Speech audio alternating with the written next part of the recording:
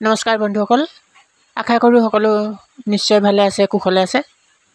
সকলোৰে সুস্বাস্থ্য আৰু দীৰ্ঘায়ু কামনা কৰি বন্ধুসকল আহক আজি আমি এটা নতুন ভিডিঅ' আৰম্ভ কৰোঁ।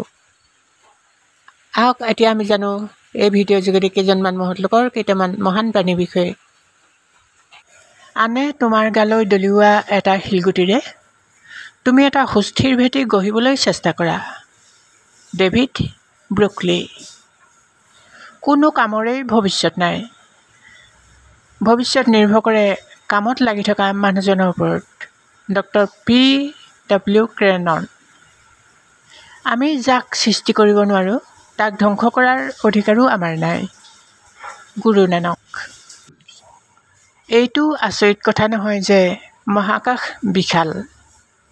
আচৰিত কথাটো হ'ল মানুহে মহাকাশকো জুখিব পাৰে। আনাতোলা ফ্ৰা। এখন ভাল কিতাপ সকলো বন্ধুতকৈ আপোন। বন্ধুসকল গুচি গ'লেও কিতাপখন কিন্তু থাকি যায়। সংসাৰত গাৰ বলেৰে অৰ্জন কৰিব নোৱাৰা একমাত্ৰ বস্তুটো হৈছে জ্ঞান। আৰু এই জ্ঞান অৰ্জন কৰিবলৈ লাগে একমাত্ৰ অধ্যয়ন। জনছন। মানুহৰ মন পেৰাচুটৰ দৰে। খোল খালেহে সি ক্ৰিয়াশীল হয়। থমাছ ডেবাৰ।